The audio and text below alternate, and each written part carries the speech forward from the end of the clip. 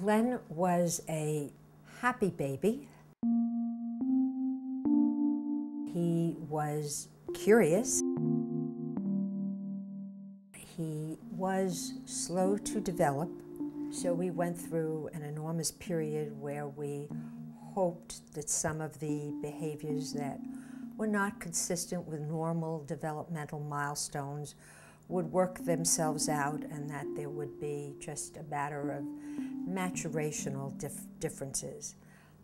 Unfortunately, that was not the case. We lovingly worked with Glenn. We put him into special schools. It was a long road through other placements in which Glenn really didn't fit in. These other placements were not suited to address the totality of his special needs. Because of the need for the best placement, he spent 6 years in a hospital.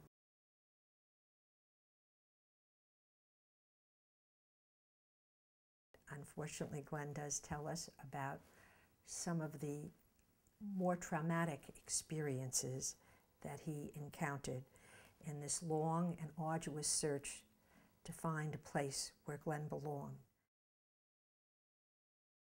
I was impressed by the depth of their understanding and appreciation of why some of his problems may have been exacerbated, what his needs were, and the conclusion that in the proper setting, Glenn could live in the community, and how right Alternatives was and is.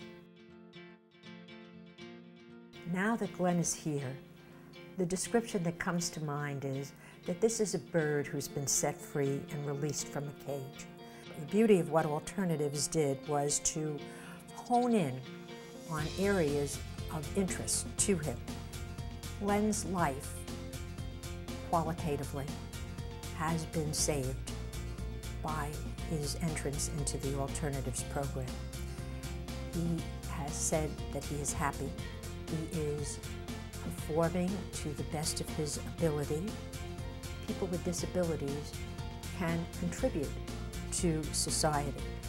I would like to see people with disabilities able to enjoy more acceptance and be given the opportunities to be more productive in their community. Alternatives has been committed to that goal, and I see Alternatives as the prototype for the way that people with disabilities should be treated in this community and in this world. When Glenn's life was saved, so was mine. As I deal with some life-threatening problems at the moment, my greatest source of comfort is that if something were to happen to me, or eventually something were to happen to both of us, as death is inevitable, that this is where Glenn belongs, and that I can have some peace and comfort. There will be people who will stand in place for us.